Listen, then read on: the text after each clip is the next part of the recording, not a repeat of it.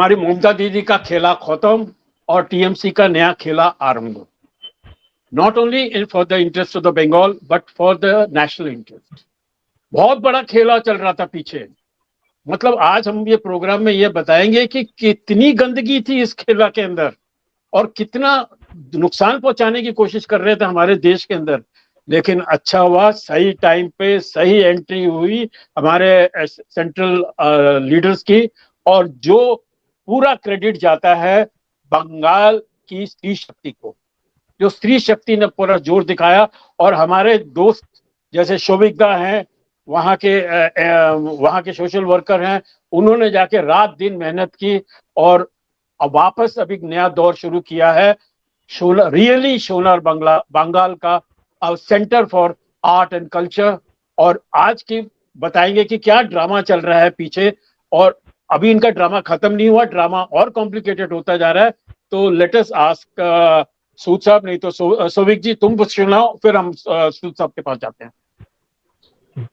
नमस्ते उदय जी, नमस्ते सूद साहब, और हमारे श्रोताओं को भी नमस्कार। सर, ये तो अभी मेन मीडिया में अभी भी मैंने बहुत पहले एक आर्टिकल लिखा था, मैंने लिखा था कि बंगाल अभी मीडिया में रहेगा, और वो कुछ अच्छे रीजन के लिए, कुछ गलत रीजन के लिए, जैसा भी हो मगर रहेगा जरूर, क्योंकि ये एक ऐसा एक जियोपॉलिटिकल हॉटस्पॉट बन गया। एक स्टेट इलेक्शन जो था जिसको ग्लोबल सिग्निफिकेंस मिला, एक स्टेट इलेक्शन जैसे इलेक्शन में, और बीजेपी का फिर थम्पिंग विक्ट्री। अभी जो हम लोगों ने टीएमसी का जो कार्यक्रम देख रहे हैं, तो सर पार्लियामेंट लेवल पे एक अलग चीज हो रही है, स्टेट लेवल पे तो अलग चीज हो ही गया, और ममता बनर्जी के लेवल पे एक अलग चीज है।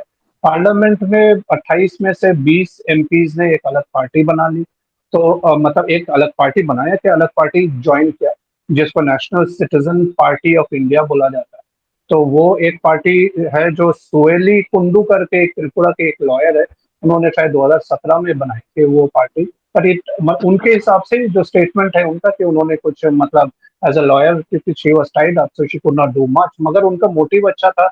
It was tied up with NDA, तो and it was working in NDA with NDA. तो ये 20 now she has moved herself from being the president. तो अभी ये जो टीएमसी के 20 एमपीज है, उन्होंने इस पार्टी के अंदर मतलब अपने आप को रजिस्टर किया है। एंटी डिफेक्शन लॉ को भी अवॉइड कर दिया, क्योंकि 2/3 मेजोरिटी वो लेके चले गए, और वो पार्लियामेंट में एक अलग सिटिंग पोजीशन का डिमांड किए स्पीकर से, और वो from far they will give NDA the support. और तो ये पार्टी जो है मतलब अभी वहाँ पे एमएलए के तौर पे मेरे हिसाब से 8 बज गए, टोटल 28 में से तो 20 यहाँ पे आ गए, सिर्फ 8 बज गए। राज्यसभा में इनके पास 13 थे, 13 में से 3 रिजाइन कर गए। राज्यसभा का एग्जैक्ट अपडेट अभी भी नहीं है कि कितना इस साइड आ रहा है, कितना वो कर रहे हैं, मगर वहां से भी 3 रिजाइन कर चुके हैं। और स्टेट लेवल पे अपडेटेड जो लीडर है ऋतव्रत बनर्जी, उनका जो अगर कम्युनिकेशन फॉलो करे तो 80 में से 64 उसके पास है, जो अभी भी एक टीएमसी के पार्टी या नेम के लेवल पे मतलब यहाँ पे ऑपोजिशन लीडर बना हुआ है। बचे कुछ जो है वो ममता बनर्जी के पास है। तो ये पार्टी तो देखा जाए तो अभी शॉर्ट टर्म लॉन्ग टर्म कुछ भी बोली, ये पार्टी बिल्कुल खत्म है। बिकॉज ना मतलब उसमें कोई कोर रहा है। कोर किसको आप बोलोगे? जो 20 आज एमपी जो अलग हो गए उसको बोलोगे? ममता बनर्जी को बोलोगे जो फाउंडर प्रेसिडेंट थी, जो मगर जिसके पास कुछ सांसद ना कोई सांसद ना कोई लेजिस्लेटर कोई बचा हुआ है। और दोनों के ऊपर अभी तो केसेस पे केसेस चल रहे हैं। अभिषेक बनर्जी तो अभी जा रहे आ रहे, एक हाजिरी दे रहे तो दूसरे हाजिरी में जाना पड़ रहा है। फॉर्जरी के सिग्नेचर वाले केस में गए थे, 2 बार सीआईडी ने बुलाया था, फिर वहां पे गए, फिर उसके बाद ईडी का हाजिरी आ गया। ईडी का हाजिरी वो टीचर रिक्रूटमेंट स्कैम के लिए आ गए। फिर वो तीसरा और एक सीआईडी ने फिर और एक केस डाला, क्योंकि उन्होंने जो डीजे बजाएंगे 4 तारीख के बाद, वो जो धमकाने वाला स्पीच था, उस पर भी किसी ने 2-3 बंदों ने एफआईआर लॉन्च किया। तो ये एक क्योटिक मतलब टीएमसी तो है ही है। बाकी ये अरेंजमेंट पर्सनली अगर कोई मेरे से पूछे जो पार्लियामेंट में किया गया, नोइंग कि बीजेपी को भी रिक्वायरमेंट है कुछ इंपॉर्टेंट लेजिस्लेशंस का पास ऑन करने के लिए, तो ये मेरे को बेहतरीन एक मतलब वो चाणक्य नीति टाइप का अगर हम बोले तो ये लगा कि मतलब वो सपोर्ट भी मिला उनका, और उनको बीजेपी में लिया भी नहीं गया। And very clearly for all our audience, इनमें से टीएमसी में से किसी को भी बीजेपी ने नहीं लिया। ये कंफ्यूजन बड़ा सा चल रहा है, यहाँ पे भी है वहां पे भी है। देखो बीजेपी ले रहा है, बीजेपी ने किसी को नहीं लिया पार्टी में, उनका अपना गुट है, अपना एक संस्था है। और फिर उसके बाद बाकी जो है कि मतलब हमारा अभी जो स्टेट का डेवलपमेंट और पॉलिसीज उस पे जो है जो उदय जी और सूद साहब हम लोग जो बात ही कर रहे थे, एक कंस्ट्रक्टिव ऑपोजिशन होता है, ऑपोजिशन का रोल कि सरकार कुछ करे, उसके कुछ अगर आपको व्यू पॉइंट्स है वो देना। इन लोग का काम ऐसा बन गया था कि सिर्फ चीखना, सिर्फ एंटी इंडिया बोलना, सिर्फ काटना। झूठ बोल तो वो वाले झूठ जो, बोल हाँ, झूठ बोलना, वो रेजिस्टेंस थोड़ा सा कम होता हुआ स्टेट असेंबली में भी दिखेगा हमें शायद, या नेशनल पार्लियामेंट में भी दिखेगा। जो इंपॉर्टेंट पॉलिसीज है, डिलिमिटेशन और एक इलेक्शन होने का, वो सब शायद पास होने का एक फैसिलिटी बनेगा। So that is what I see the entire scenario right now. Shobhit, मुझे एक बात बताओ, इसमें से 20 एमपीज हैं, 20 में से 20 एमपीज इनके पास आए हैं, इसमें से कुछ इंपॉर्टेंट एमपीज है, स्पेशली श्योनी घोष। आपको क्या लगता है हाँ। इसको इसने क्यों ज्वाइन किया इसको? इसमें मैं आपसे पूछना चाहूंगा, आपके व्यूज जानना चाहूंगा। सर, मैं अगर मेरे से ऑनेस्टली पूछोगे तो she is a typical opportunist. ना कोई फंडा है, वैसे तो उस पार्टी का ही कोई फंडा नहीं था, मतलब फिलोसफी नहीं था। She is just a typical opportunist. She is just trying to see कि उसका मतलब कहाँ पे, मतलब एक सिक्योरिटी नेट बन सकता है, और इसीलिए वो 20 जो एमपी है उनके साथ गए। उनमें से बड़े बड़े सारे, यूसुफ पठान जो है वो भी उसी में है। यूसुफ पठान जिसको मुर्शिदाबाद से टिकट दिया गया था। ममता वैसे बनर्जी आपको जो क्या लगता है, देखो उसको तो वहां से स्पेशली टिकट दिया गया, वो क्यों आपको लगता है कि इसने ममता को छोड़ दिया है? ममता ने तो उसको एमपी बना दिया था। सर, मेरे तो एक ही मतलब, I may be wrong here, और इसलिए मेरा अपना assumption ये है कि there are definitive loop holes of the connection of Mamata Banerjee TMC and Mamata Banerjee and Abhishek Banerjee with the terrorist outfits और द जमातीस ऑफ बांग्लादेश। और ये एक डेफिनेटिव मेरे को लग रहा है। अभी क्या है नहीं नहीं, कि ये बात आप जो बात कह रहे हो, आपने क्या कहा कि ममता और अभिषेक के लिंक्स थे जो टेररिस्ट ऑर्गेनाइजेशन है बांग्लादेश के अंदर, ये आप कहना चाहते हो? बिल्कुल बिल्कुल सर। एंड मैं कोई भी पॉलिटिशियन जो है वो पॉलिटिक्स करेगा, इशू पे डिस्कनेक्ट होगा, विरोध करेगा, वो सब ठीक है।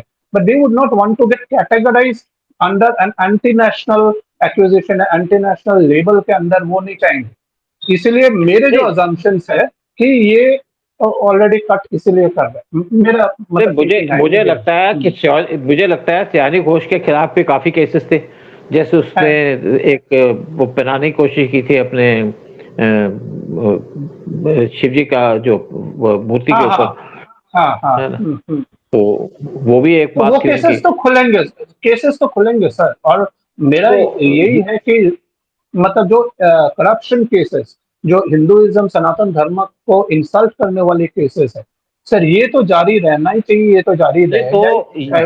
ये पॉसिबिलिटी है कि सयानी घोष इसलिए यहाँ पे शिफ्ट हो गई कि यहाँ से वो बच पाए, क्योंकि कुछ एमपी तो इस टाइप के जो हाँ, बचना चाहते हैं कि किसी के खिलाफ कोई पॉलिटिशियन जेल तो जाना ही चाहता।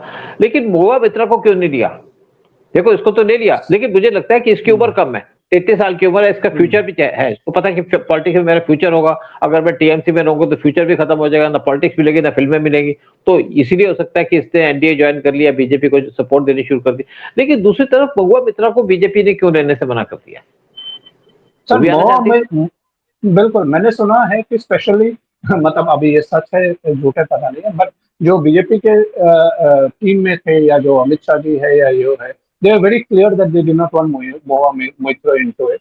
बिकॉज उसका तो बैकग्राउंड आपको पता है, पार्लियामेंट में बैठ के तो वो जो पार्लियामेंट के रिकॉर्डिंग भेज रही थी बाहर, अपना लॉगिन आईडी और पासवर्ड किसी और को देके। So this is directly international activity only. Parliament Indian parliament है, यहाँ पे हम लोग कुछ भी बातें करें, किसी कोई एक प्रपोज करे, कोई एक प्रपोज करे, कुछ भी करे, आप अपना लॉगिन आईडी और पासवर्ड बाहर दे देते हो।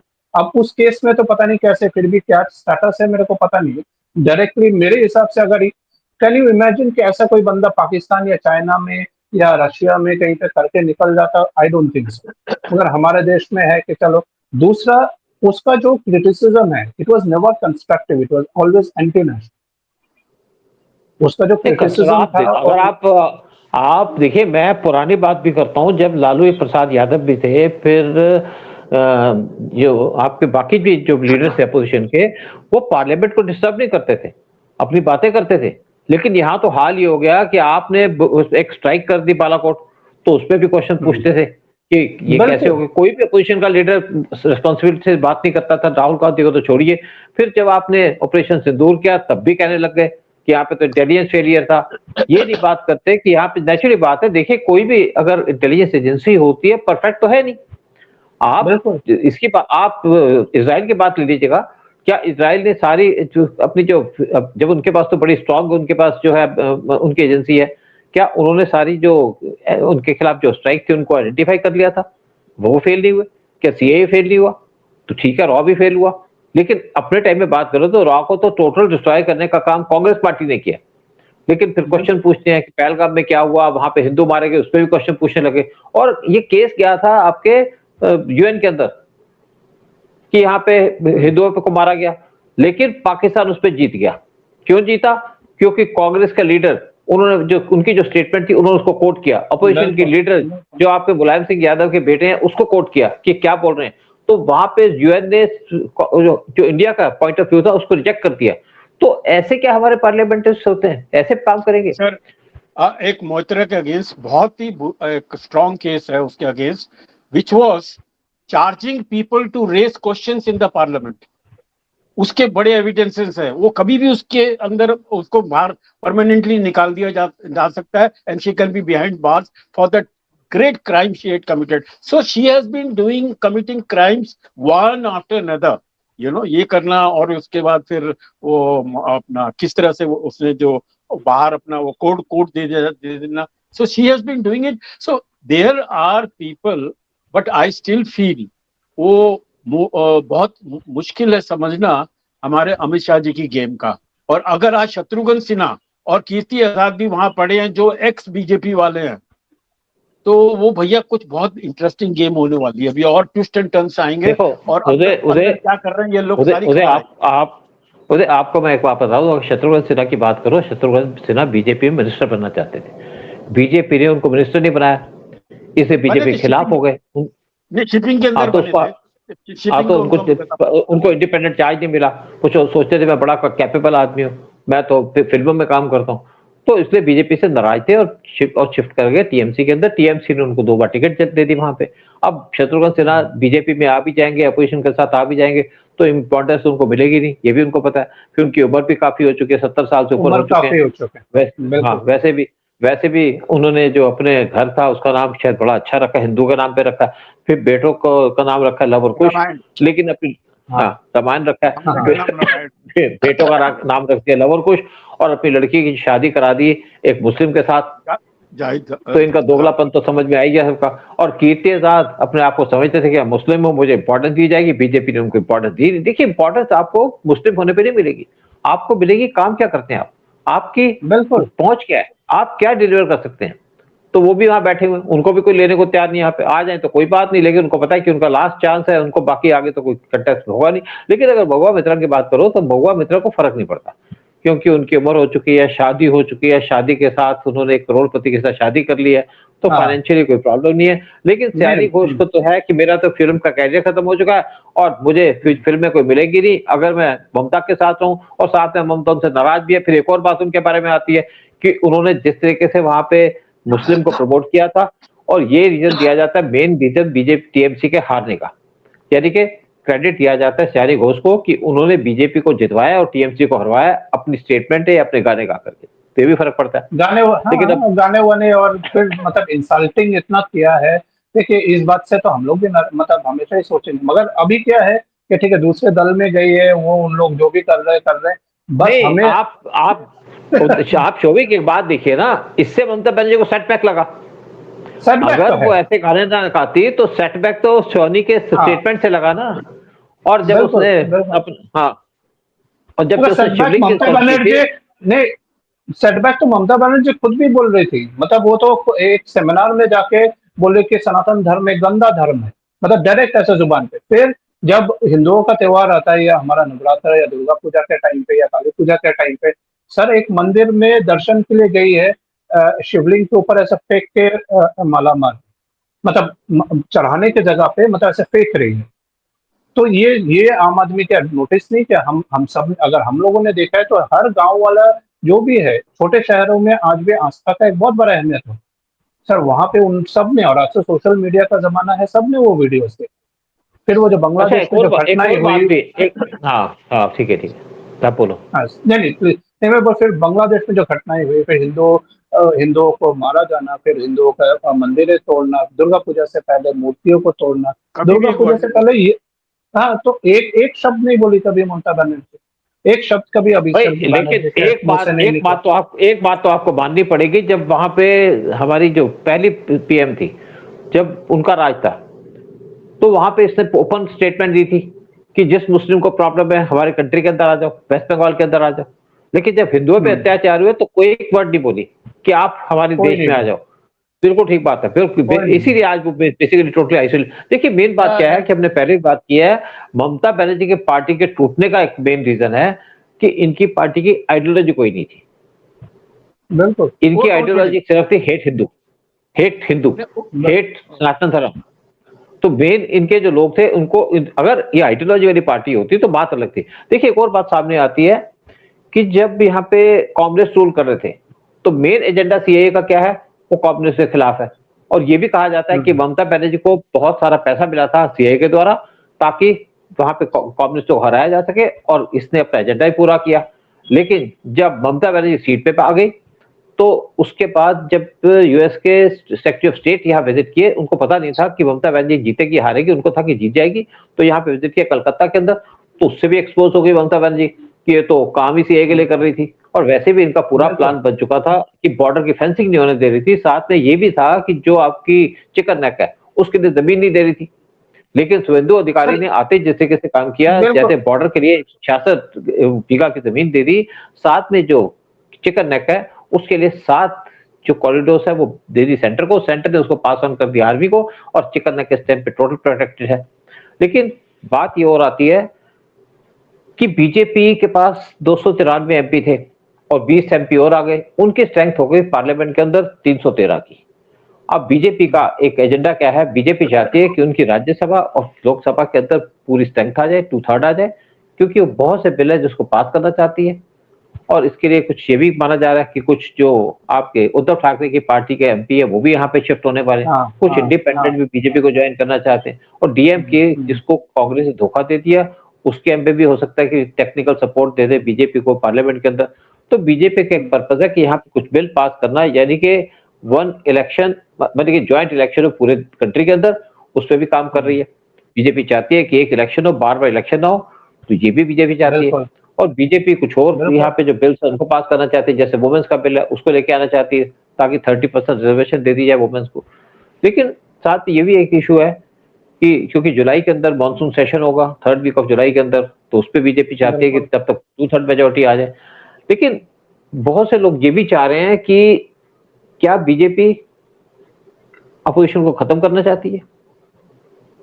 बिल्कुल नहीं खत्म उदय जी आप बोले। देखिए खत्म नहीं करना चाहते, वी नीड इन डेमोक्रेसी, हमें चाहिए ऑपोजिशन, बट ऑपोजिशन को अपना रोल तो समझ आना चाहिए, न कि राहुल गांधी जैसे बेतुका झूठ पे झूठ खाली बोलना। That is not the job of opposition. Opposition का थोड़ा तो कंस्ट्रक्टिव काम होना चाहिए। तो ये जो खेला खराब हुआ है ना, एक तो बंगाल की पब्लिक जान गई कि ये ममता बनर्जी नहीं है, ममता बानो है।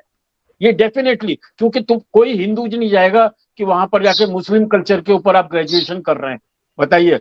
ऊपर से उसका जो हेट था और सनातन धर्म कि उसको पागल हो जाती थी, जिसने भी बोला जय श्री राम तो एकदम पागल हो जाती थी, गुस्से में आ जाती थी आके मोदी जी के आगे हुई गाड़ी से निकल के आना। तो ये सारे, और सबसे ज्यादा था एजी कार का जो लड़की का रेप हुआ, उसके अंदर किस बदमाशी से टीएमसी के बदमाशों ने जाके सारे उनके प्रूफ निकाले। तो ये सारी गेम उनकी एक्सपोज हो गई। और I am very sure she was depending on her गुंडाज, जिसको न्यूट्रलाइज किया हमारे अमित शाह जी ने by sending this police force, और उनको ठीक कर दिया जाके कि भैया आप ये बदमाशियां नहीं चलेंगी इलेक्शन के अंदर। जो बिहार में होता था, जो या अपना बंगाल में होता था, यूपी में तो बहुत ज्यादा होता था। इसलिए यूपी तो मैंने अच्छी तरह देखा, यूपी में तो बहुत ज्यादा होता था। तो ये बदमाशी नहीं होने दी सर। और जो लाखों के लाखों वोट लगे हुए थे, जो घर के अंदर 4 आदमी हैं लेकिन उनके वोट होते थे 15-20,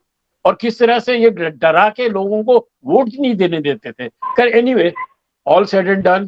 अच्छा, मैं एक और वीडियो देख रहा था, सुनो, एक और वीडियो देख रहा था मैं वेस्ट बंगाल का, तो वहां पे एक आदमी की आवाज आ रही थी, उसने कहा हमने बीजेपी को वोट इसलिए नहीं दिया कि पेट्रोल 10 रुपए सस्ता कर दे, बल्कि इसलिए दिया है, बिल्कुल बीजेपी शांतिलाल कहता है, उसने वीडियो दिखाया है, कहता है ये एरिया वहां पे ऐसा है जहां पे कोई घुस नहीं सकता था, आज वहां पे पुलिस जा रही है। बिल्कुल तो मतलब इस चीज से खुश बिल्कुल था, और ये भी है, उसको मतलब नहीं था, है नहीं।